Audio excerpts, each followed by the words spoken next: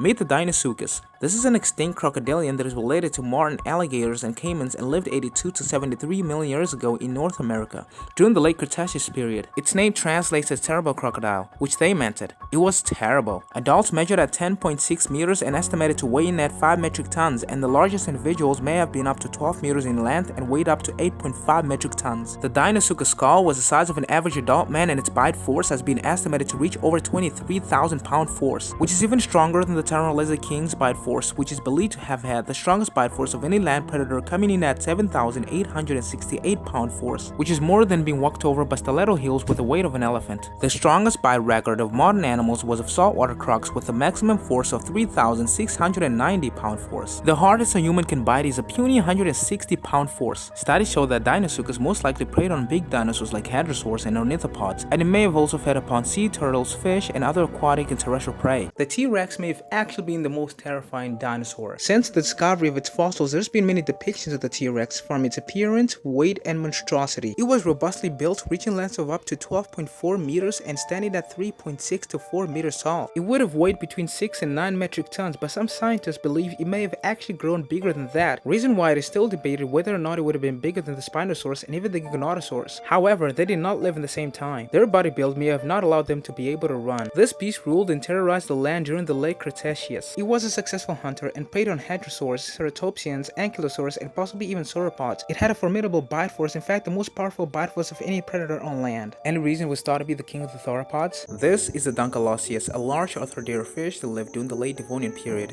about 382 to 358 million years ago, and was first discovered in Ohio by J. Terrell in 1867. Because its body shape was most likely composed of fragile cartilage, only the thick armor plates that encased its head and neck were preserved as fossils, and thus its body shape is not known, which led to various methods of estimation, putting the total length of the largest known specimen between 4.1 to 10 meters long and was estimated to weigh around 1 to 4 metric tons. It had muscles that rendered it with one of the most powerful bite forces of all fish and was pretty much similar to that of a T-Rex, coming in at around 7,000 pound force. The Dunkleosteus lived in open waters, and it is believed that it may have been the world's first apex predator. It preyed on fish, sharks, and even its own kind, which apparently made it seem to suffer from indigestion as a result, because its fossils were often found with regurgitated semi-digested remains of fish. Did you think that the Megalodon was the largest fish to ever live? Well, this sea giant has a word with you. This is the Lithoxis, an extinct fish that lived in the oceans of the middle to late Jurassic around 165 million years ago. It was the largest ray-finned fish and among the largest fish known to have ever existed. Their fossils were found in Europe and South America. These fossils have been difficult to interpret given that the skeletons were not completely made of bone. Some parts were made of cartilage which do not fossilize. On several occasions, the partial remains have been mistaken for stegosaurian dinosaur bones. Their closest living relative is the Amia calva. Its toothless jaws suggest it may have been a filter feeder rather than a predator, and their diet is believed to have consisted of plankton. It was first thought to measure around 9 meters long, but later it was then thought to measure over 30 meters, but then again recent studies lowered that number to about 16 meters, and is estimated to have weighed at least 45 metric tons, making it the largest fish on record,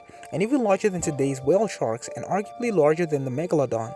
The Megalodon may have not necessarily been the largest fish ever, but definitely the strongest. Well, it was also the largest and most powerful predator in history. Well, despite having had a challenger, which scientists believe may have been even stronger, and that being the Leviathan, which may have actually interacted with the Megalodon, and may have competed for the same food source. The Leviathan was described to have the largest teeth in the entire animal kingdom history, but the Megalodon had the most formidable bite force you can ever imagine, reaching almost a ludicrous 50,000 pound force, which tops even the Deinosuchus bite force which I talked about in the previous video. Estimated to weighing at over 50 metric tons, this was indeed a true beast, and I cannot think of any creature that could have not been its prey. It is famously known for having been the terror of the ocean.